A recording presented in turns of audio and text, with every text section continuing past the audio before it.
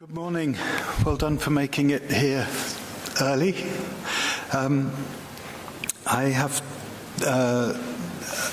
like to just begin by explaining in this context that I'm neither a musician nor an academic, unlike most of the people who are speaking here. My only qualification for speaking to you is that I've worked in participatory and community arts projects for many years, and I've been thinking about that work for about as long. The images that I'm going to show you are really just to give you something nice to look at.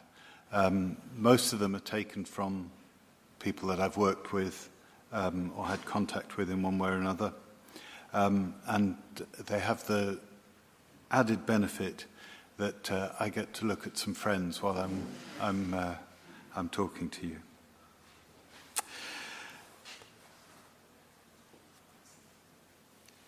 People have been talking about the nature, purposes, and effects of art, at least since the time of Plato and Aristotle, and yet we don't seem to have reached much agreement about this abiding preoccupation. On reflection, that's probably a good thing, since it's the lack of consensus about what it is and what it might be good for that keeps art alive. Art eludes us like a wild horse, full of beauty and promise, but never truly mastered, even when it allows us a ride, however brief, however exhilarating. Our expectations of art, like the ways in which we practice it, change from time to time and from place to place. It doesn't mean the same thing in Belgium or India or America.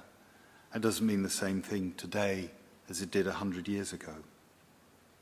But there are consistencies nonetheless. One might be that art is valued because it allows people to express things that are deeply important to them, and that they struggle for various reasons to articulate more directly through other means, including speech. Music is a language, we heard yesterday, although I don't think it's a universal one. Another may be an expectation that art will have powerful, even transformative effects on people. Effects that may be desired or feared according to perspective. Art is believed to have an impact, and I use the word cautiously for reasons that I will come back to. Indeed, so basic is the assumption that those who undervalue art make of its impact that they undervalue it because they think it fails in that principal task of having an impact. The powerful, from the medieval church and the Sun King to the Soviet Union and today's corporate capitalism, have taken a close interest in art, both because it can reinforce their power through the expression of ideology, and because they fear it might subvert that power by presenting alternative realities. Plato famously wanted no poets in his ideal republic. The important question is not whether there is a social impact to art, and in the present context to music making, but what forms it takes, how it occurs, and to what extent, if at all, it can be controlled. If power had its uses for art in the past, there is no reason why that should no longer be true. The differences are principally of degree and the kind of systems that we live in.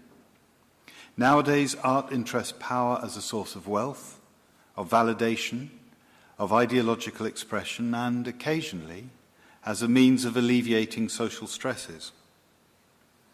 It is an aspect of what is sometimes called soft power. But compared to other systems available for the expression and maintenance of power, art is unreliable. Talent and creativity and imagination are widely distributed, and so it's hard to control how they are used. Other visions of the world, other ideas of how to live, are always being created and shared. Sometimes they become strong enough to overturn the existing order.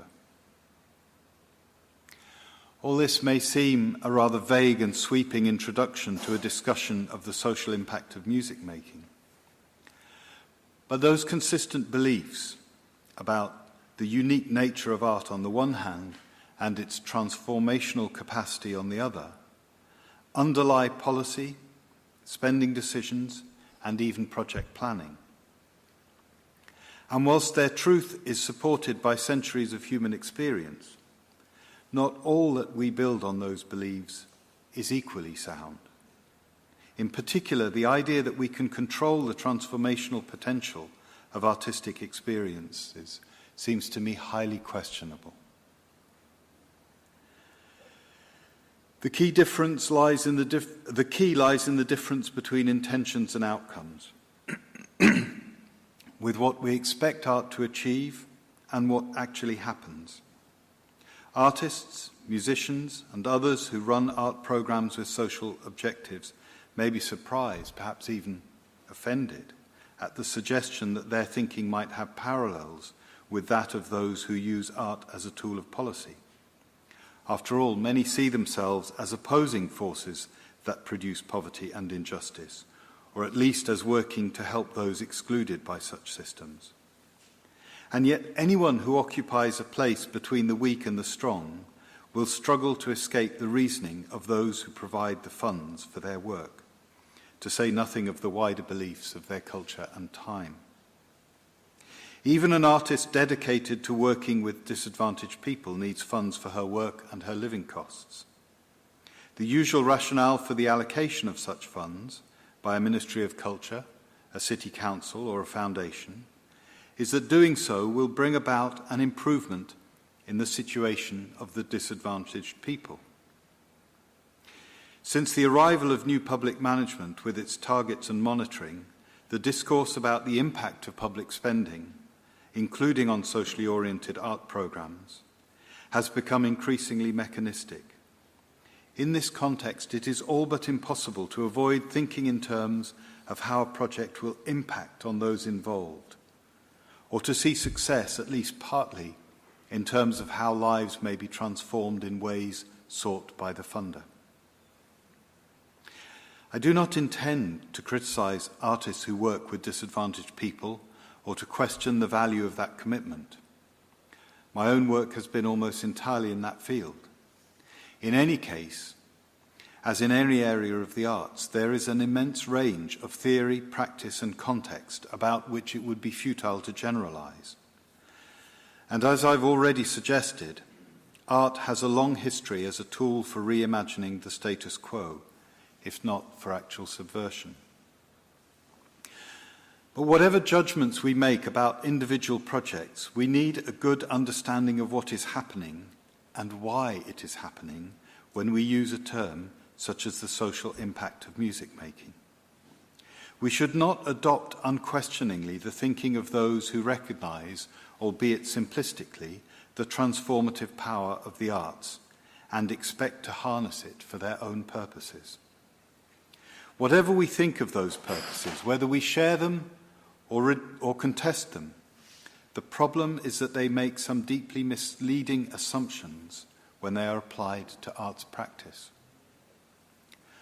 One of these is the idea that because something happens, it can be made to happen. In the present context, it is the belief that because art can produce transformative effects on people, those effects can also be planned and brought about in a controlled way. The importance or desirability of an outcome has no relationship to the extent of our ability to control whether it is achieved. That is an early lesson of parenthood. Where the outcome concerned is a change in another person, the idea of control is practically impossible and ethically unacceptable. I shall come back to this problem, which is embedded in the concept of impact. But first, I want to make a distinction between the outcomes resulting from the experience of participation and the experience of art. In the early 1980s, I was a young community artist working on various visual and performing arts projects. In the town where I was working in the project, I noticed one teenage participant only gradually. She hung about on the edge of our work. She spoke little and hid behind a thick fringe of hair. She was not in work or college. She had time on her hands.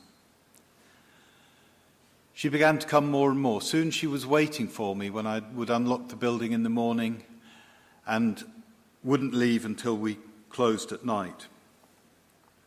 Her constant presence could be wearing. She was passive, willing to do what she was asked, but not willing to express a view or take initiative. Even so, from this unpromising beginning, I saw her become, over the months, a relatively happy and confident young woman with new friends and widening interests. It was one of my first experiences of how a community arts project really could transform someone's life, and I thought about it a lot at the time. This story will be very familiar to many artists working with people. It's a milder version of the story that you see if you watch the film Outside about the young people's stories who've been involved in the Congolese music project. And the whole point about it is there is nothing remarkable at all about this story. But for me, it illustrates a truth about the effect of people's participation in arts project that is not always acknowledged, which is that participation is often more influential than art. To say it again, participation may be more important than art. This teenager took part in various artistic activities during the time she spent at the project, eventually performing on stage. When I saw her some years later, she was married with children and not more involved in the arts than her neighbours and friends. What the project did was allow her to meet and be with other people, to learn to socialise, to take responsibility for increasingly demanding tasks, to make a contribution that suited her character, to have a place, to find respect, in short, to grow up. She was an unhappy adolescent who needed someone to show some interest in her and give her something to do, a place to be. Time and her own capacities did the rest. She happened to find an art project, but it could have been a sports club, a church, or a voluntary group. It could even have been a gang. Art was important only to the extent that it interested her enough to make her become involved. This is not to take anything away from socially oriented arts projects like the one I was running. They do produce many positive and even life-changing outcomes for the people who participate. It is only a problem that those outcomes may be associated with participation rather than with art if you believe in art as some sort of supreme value. I don't. I see human beings as the goal of art, not the other way around. It is human beings who must not be instrumentalized, not art. But the recognition that positive social outcomes may be the result of participation helps clarify another question which does bring us back to art. If social participation is generally good for people, what is the difference between participation in a sports group and an arts project? It would be reasonable to expect someone who joined an amateur football team to gain in fitness and stamina, perhaps at the cost of some physical injuries. What are the equivalent benefits a person might uniquely develop in joining a choir or the community orchestra who performed last night? As somebody who loves music but is not a musician, I have written elsewhere about what these might be in the case of music. And I've suggested that it brings intense, immediate pleasures. It creates and shares meaning. It helps us understand honestly who we are and who we have been. It establishes bonds of solidarity, and it helps us know, however incompletely, what it is to be someone else, to have experiences we can never have. That's an extract from a text I wrote called Music, What Is It Good For?, which you can find on a website called Parliament of Dreams. One could identify shared and distinctive outcomes of engaging with other art forms and practices. Common ground might include questions of identity, making sense of experience, pleasure and creativity, among others, expressed in subtly different ways. But there are also unique aspects of artistic experience, such as the ones that I touched on in relation to music at much greater length in that paper. Dancers, for example, work in a physical intimacy that is not required of musicians. So, outcomes of participating in the arts are commonplace. Many of them are also associated with the experience of social participation. Others arise from the nature of art and its practice, and they vary in nature and intensity between the arts. Most, but not all, these outcomes are desirable, both to the individuals involved and to the people who fund them. Does it follow, then, that desirable outcomes can be planned, promised, or even guaranteed in advance? I don't think so. While benefits can result from people's engagement with the arts, it is by no means inevitable that they will. The reasons will become clearer if we consider for a moment the word impact, which has become so commonplace in describing the anticipated results of policy interventions that it too often passes unquestioned. Impact is a concept in physics, specifically mechanics, that describes what happens when an object is struck by a projectile or two bodies collide. Its origins in the Latin word impingere, to drive in, makes it clear its association with force. The word has been transferred to many other fields and is now commonplace to speak of economic impact. Excuse me. It is now commonplace to speak of economic impact, environmental impact, or social impact of policy decisions. In moving from physics to policy, the word changes from a descriptor to a metaphor. That's not a problem in itself. We use metaphors constantly to understand and describe our experience. But language also shapes how we think, and I'm concerned about the effect the use of this metaphor might have on how policy interventions in general and social arts programs in particular are imagined by those who commission, deliver, experience, and evaluate them. The problem is that impact suggests something forcefully striking an object, like a die impressing itself on a blank. It implies an active agent and a passive recipient, a subject and an object. One might even say that it unconsciously reflects the gendered imagination that divides the world into active male and passive female. And like that imagination, the metaphor is freighted with potential violence. In this thinking, the social arts project is conceived as an experience whose impact changes those who take part. And in this context, change means improve, in the terms of the problem-solving mission identified, more or less cooperatively, by artist and commissioner.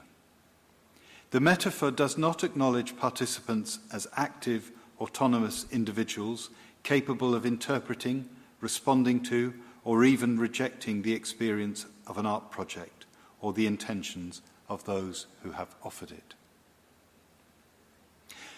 But even that, if it were not an affront to ethics and democracy, is a fantasy. Artists cannot control how others interpret their work, whether it is a performance, a text, or a workshop. Governments cannot command social interventions that secure changes in people's lives or behaviour.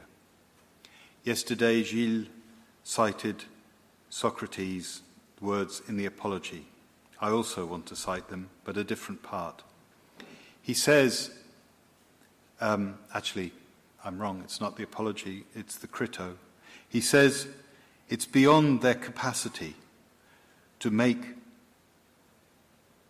anyone wise or foolish, talking about the people who have condemned him to death. It is beyond their capacity to make anyone wise or foolish. Why? Because we can't have that effect on other people. We can only have an effect upon ourselves. We each interpret our experiences, and especially the ambiguous ones we gain through art, in our own way. That is why two people can sit side by side for 2 hours at a concert or a film and come away with completely different responses to what they have seen.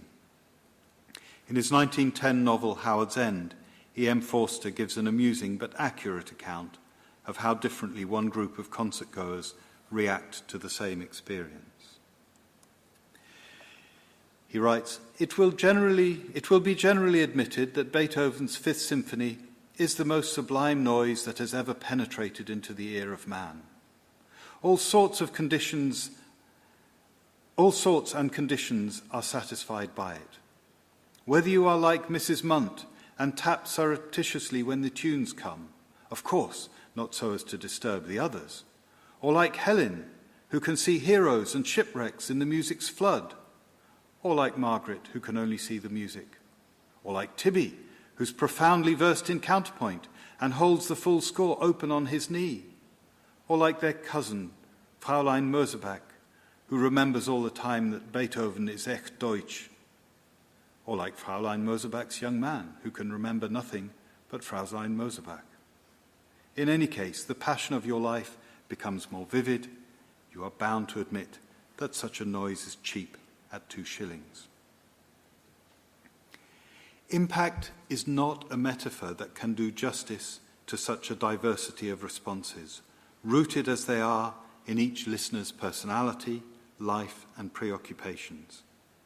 It also fails to recognize that what we take away from an artistic experience may not be what it eventually leaves us with. How often does immediate excitement fade into forgetting? Equally, music, books, or paintings that we did not enjoy at the time have a way of sticking in the mind and influencing our imagination years after the event. The French literary theorist Pierre Bayard has written about the independent existence of literary creations like Sherlock Holmes and Hamlet, who influence our thinking or even our actions, even if we have never read the texts they come from. The same could be said about other artists' creations, whose effect on those who experience them is complex and continuing. The research evidence for positive effects of participation in leisure activities has been well summarized by the social psychologist Michael Argyll. The much smaller body of research into the benefits of participation in the arts identifies many of the same outcomes, but usually without distinguishing the outcomes of participation from those that can be associated specifically with the experience of the arts. The complexity and instability of the latter make it difficult to see how comparable research might be done. It is one thing to identify, for example, changes in participants' skills, confidence, or social networks as a result of their participation in a project. The effect that learning to play a musical instrument may have had is another matter entirely. One has only to consider the unhappy relationship that many former music students have with their own talent when they find that it is not great enough to secure them a performing career, to glimpse the difficulties involved. A more objective assessment would value the very high level of musical proficiency they have achieved, but their own perception of failure makes many of them unwilling, even unable, to play their instrument for pleasure. The social effects, a word I prefer to impact, of music making are real, complex and profound. They can be transformative, even life-changing. They are not, however, only positive. There are costs and risks involved, as they are in any form of learning or personal development. Crucially, how opportunities to engage with music making and other arts are conceived, organised and created must have a profound influence on the likelihood, the character and the degree of those outcomes. That, for me, as I said yesterday, is the most important transferable lesson from Jeff Baker's work looking at El Sistema. It's the relationship between the practice and the outcomes that has so many lessons across the whole spectrum of music and art making. In a policy discourse that rarely gets beyond asking whether desirable outcomes occur, there is little space for critical questions of practice and the suitability of different approaches in different situations. No one is well served by this omission. Not artists, not funders, and certainly not the people who are intended to benefit from the work. To secure the funds for their work, musicians and other artists who work with people in socially engaged projects are required, on the face of it not unreasonably, to account for the positive effects that can be anticipated. But the problem is how to do that convincingly, in ways that accurately reflect what actually happens in projects whose results cannot be guaranteed, without stifling proper consideration of the rich variety of available practices and methods. So I'd like to conclude by suggesting a partial answer to this challenge. The first part is to make a clearer distinction between the positive outcomes that arise from the social nature of music projects and those that can be linked to the activity of music itself. At the risk of repeating myself, it is not a criticism to say that teenagers who gain social confidence by taking part in a music project might have gained similar benefits from being in a football team. The fact is that they did benefit, and they benefited from the music project. One reason why music was important to that result is that they chose to do music, not football. People are attracted to different things. Music is as good a social activity as any other in that respect, and a project that can draw people to itself has achieved its first step in delivering some of the positive potential of participation. Then, of course, there are the benefits that are associated with making music and not with football. Some, such as the ability to listen or to perform with others, may still be quite generic. They may also be transferable. It is not only musicians for whom listening well is a key skill. But other outcomes are closer to the experience of creating, performing, and experiencing art. They include questions of cultural identity, imagination, creativity, empathy, interpretation, and sense-making, for example, the very things that André talked about from his work in prisons yesterday. The extent to which any of these might develop is closely linked to the approach to music making that is used. It would be naive to expect a classical pianist's training to have the same outcomes on the people who go through it as might be experienced by young people making music in more informal contexts, in the folk idiom or in hip-hop, for instance. The challenge also remains that the further we go from outcomes of participation to outcomes of art, the less certain we can be of the outcomes that may be produced. This is the heart of the dilemma about what can be fruitfully offered to a donor who asks for reassurance that allocated funds will deliver real benefits. If people's experience of art cannot be guaranteed because they are active participants in a process rather than passive objects of an external intervention, what confidence can the donor have in a decision to spend money on the project?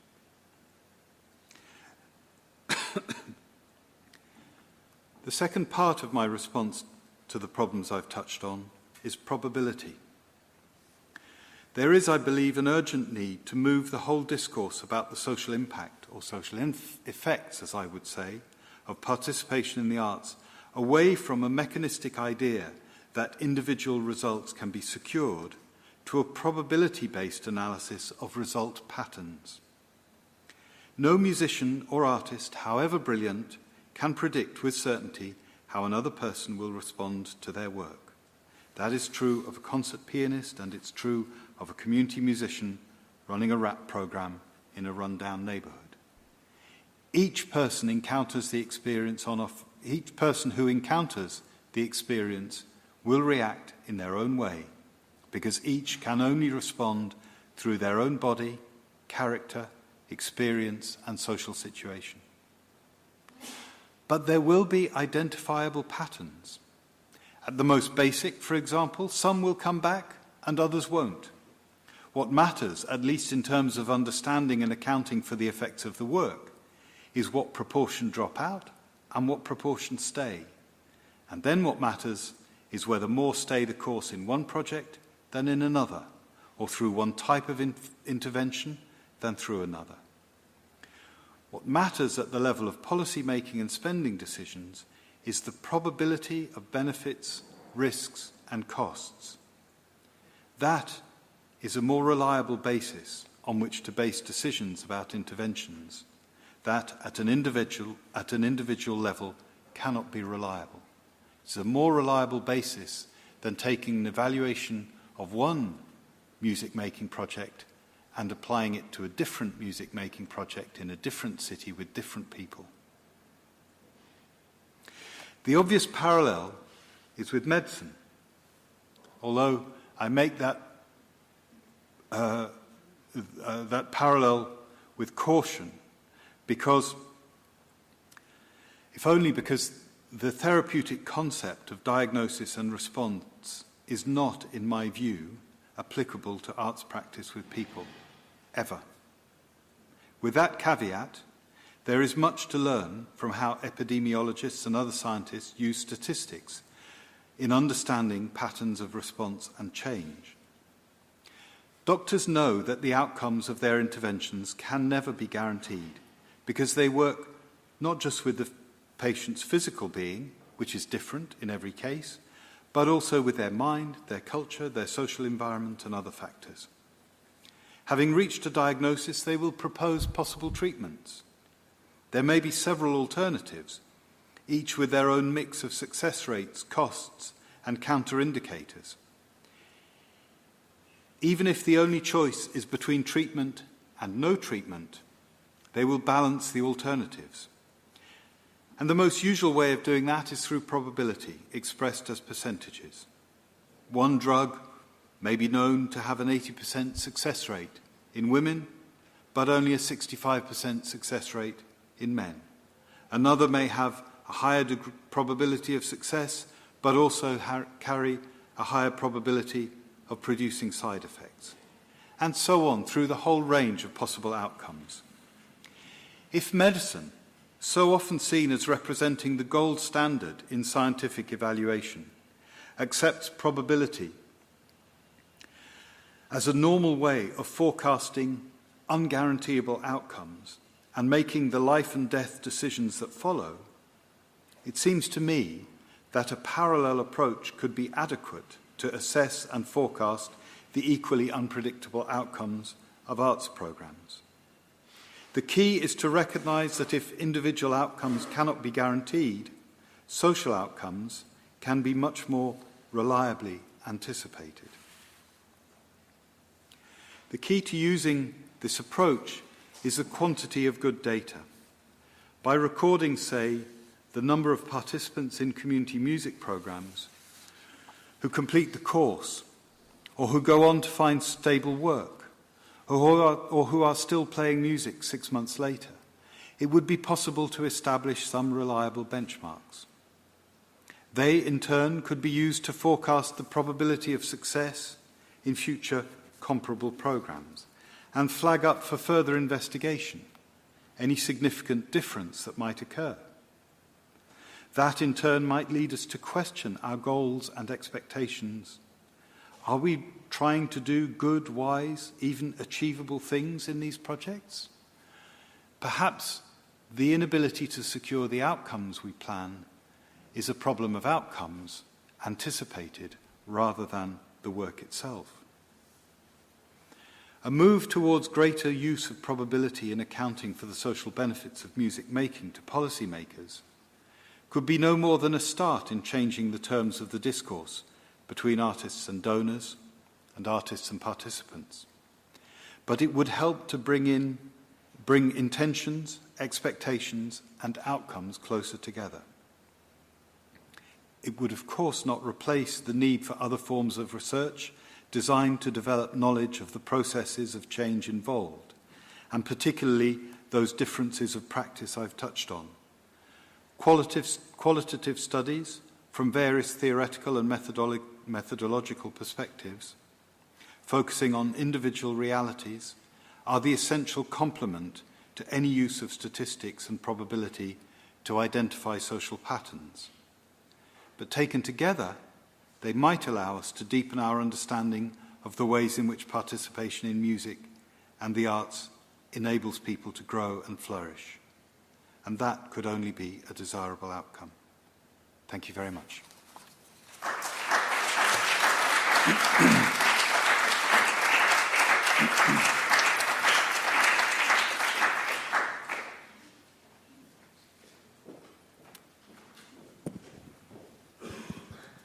Thank you so much, François.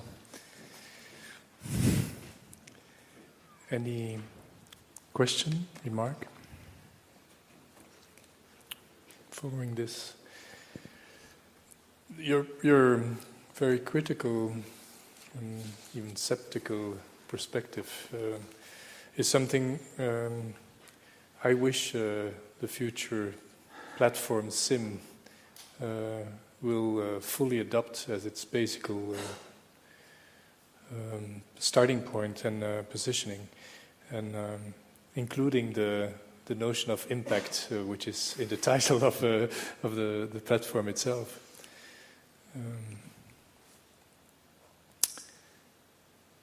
Yes. Thank you. Yes, thank you very much. Thank you for many things. One of the things I want to thank you for is your courage, because you have stated so many quotables. You've stated sentences that can be quoted and then that can be contradicted, and I think that's very courageous. I want to focus on one of those quotables where you said, we cannot change others, we can only change ourselves, in the context of human beings always being number one. Human beings are the goal of art, and I think you would agree that human beings should be the goal of absolutely everything. Education, religion, medicine, economics, human beings should be the goal of art too. So we cannot change others, we can only change ourselves. I wonder if actually we do this every day. You know, we act, we speak, we try to have not an impact, but an influence on the world. And I wonder if maybe we are using your probability methodology instinctively, because at some point we realize that it's true, the key to the change is only from inside, so we cannot force or control any change in another human being. However, we've been inspired, we've been excited, we've been influenced by others, even if they don't know. So I think that we all have a personal experience about this probability methodology that you suggest, because we do want to have more influence, even though we know we can't control the outcome. Do you think that's what we do every day? That, the last 10 years I've said these kind of things, there's been no influence, nobody comes back to me. Maybe the probability is telling me I should stop doing this. However, when I do it this way, it works better. So that I'm ready to embrace this methodology very much. But I want to ask you if maybe it's something that actually we already do every day. Yeah.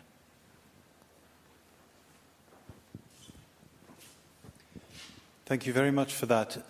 You're quite right. There's an elision in the sentence that I used, and the elision is we can't the effects that we have on other people. Of course we have effects on, I wouldn't be standing here if I wasn't hoping to have an effect on your thinking, but I absolutely can't control which bits you'll take away, which bits you'll remember, which bits you'll think about, how it connects or doesn't connect with who you are and what your preoccupations are. And what I'm trying to get us away from is this idea, which I think is wrong in fact and wrong ethically and politically, that somehow some people are entitled to go about getting money on the basis of agreeing to improve other people.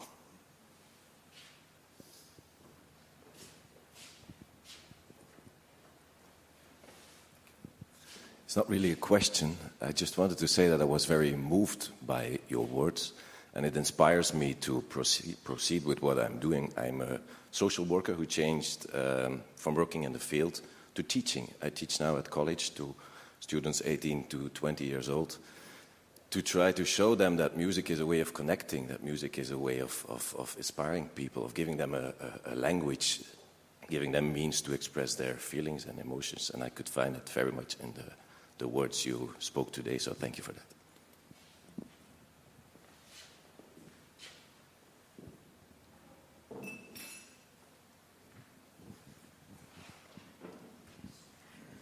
Thanks.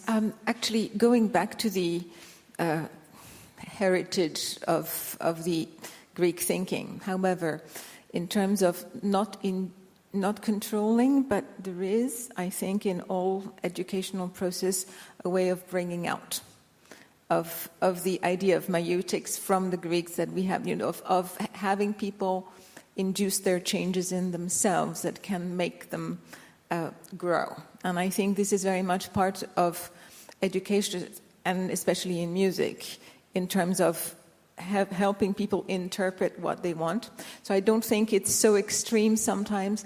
I was wondering what you think about in terms of not controlling, but rather helping come out.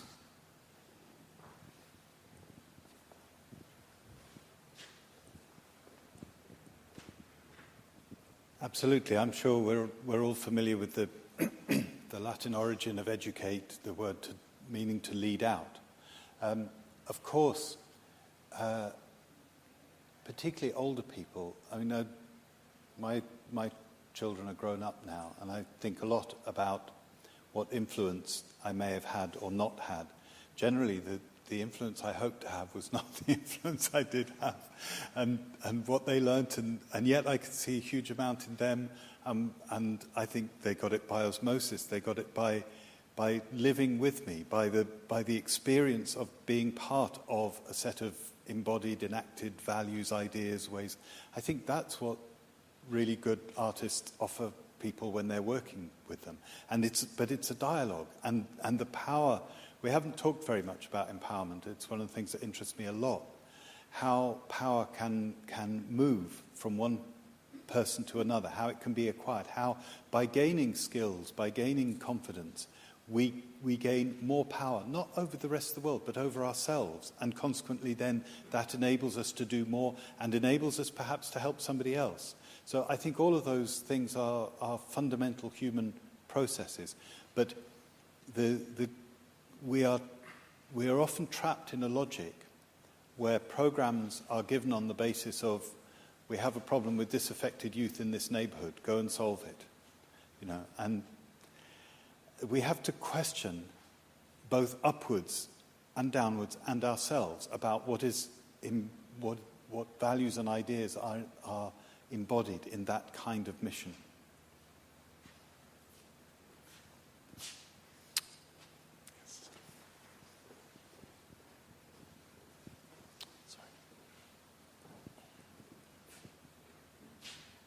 Just a short saying. I don't think, I'm working in the field, so I'm a social worker too. I don't think we can change. I work with children with music, and I don't think we can change, but we can give them the tools to change. And that's what I say when I go to donors and ask for money. We give them the tools for their development. If they develop or not, then we cannot change that. But this is what I think is fundamental in this society. We have been losing these tools, and we've been like, I feel like I fight every day for that, to have these tools and to have the means to have these tools to give these for their development. That's the key, I think. Sorry.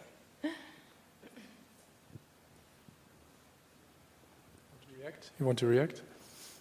Only to say, maybe that's why Socrates has come up, because he gave us tools a long time ago, and they're still good tools. Yes, Gloria.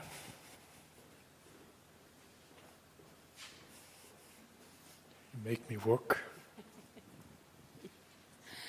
I was thinking, and I was moved by your words also. And I am also an ascetic person, but I want to have some hope. I would like to. I'm still looking for what is the effect of music, and I agree. It can be also the effect of another arts, languages, or sports. Yeah, but why human beings enjoy a lot with music? Has to be something different. Has to be because it gives us something really, a very different experience.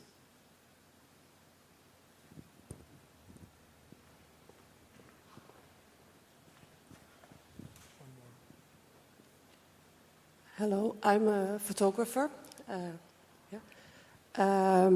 I made the film which is in the hallway on children in Congo. This was my first experience with children who have a troubled background, street children, and music. And for me, it was really impressive. One of the children who's not in the film, who came to this center, very traumatized, did not speak for 6 months. 2 years later, because we're still in contact with them, I saw them in Germany. And this same boy played Mabuto on high heels on a stage, addressing hundreds of people. I don't know his future. Kinshasa is a rough city. Lucas knows the children as well. But I did see this child got a voice, and he has a voice to express himself, empowered. And I have to say that in this project, I was really touched how music can give a voice and empower children again.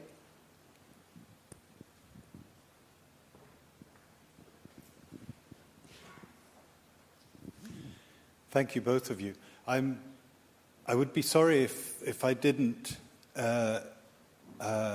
send you away with hope in your hearts. It's what I always want to do. I've been doing this work for 35 years. I do it because I'm full of hope and I believe in it, and I know that it matters in all kinds of ways. And the film that you made was a wonderful introduction. When I arrived here yesterday morning, I sat and watched it and was deeply moved and confirmed in my awareness. And the images that I showed you are mostly of very similar kind of situations and people and positive change. I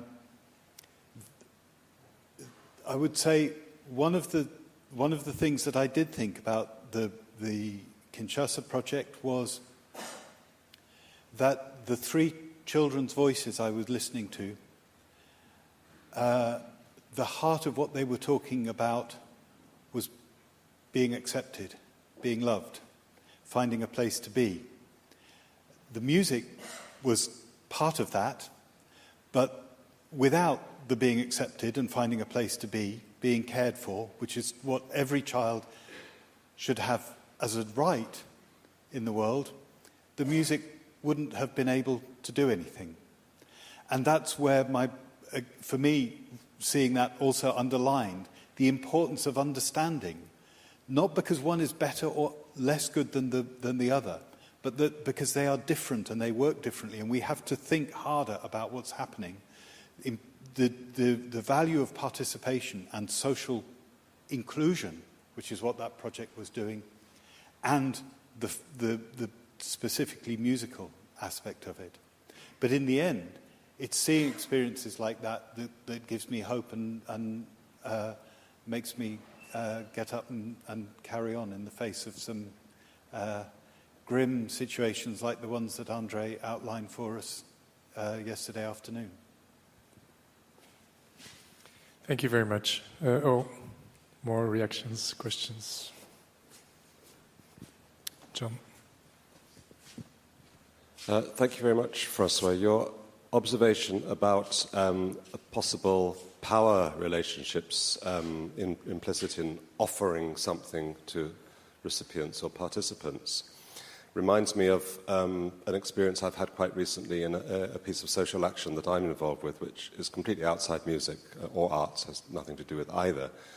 But I've noticed that in proposing the action to potential recipients, what comes back at me immediately is, why are you doing this?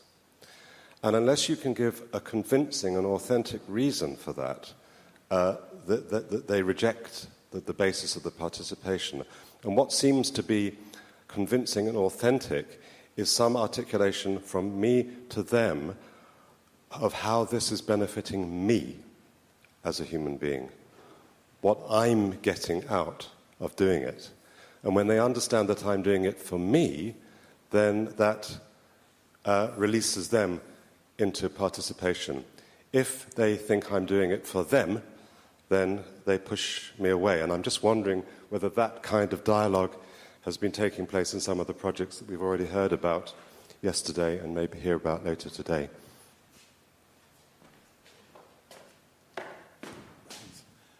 It's a really interesting recognition. I think that I'm guessing that's an experience from the UK where people may be even more cynical about motives because of our recent history than... Sorry? Oh, right, okay, well, the same may apply. So I think it's a really interesting thing to think about, and it touches two ideas that I'll just highlight for people to think about. One is how often do we ask what people want to do with us rather than come with something to offer, and how often are we trapped in a deficit model where instead of seeing what people have, we're focused on what they don't have, what they lack, and consequently that we are somehow there to fill it up. In my experience in other parts of the world, where projects have focused on what people have, and interestingly, what even the poorest people have is their own culture, in which they are the world experts, suddenly that changes the dynamic between me and them, because I know nothing about their culture. And so they are teaching me, and some of those power relationships then change.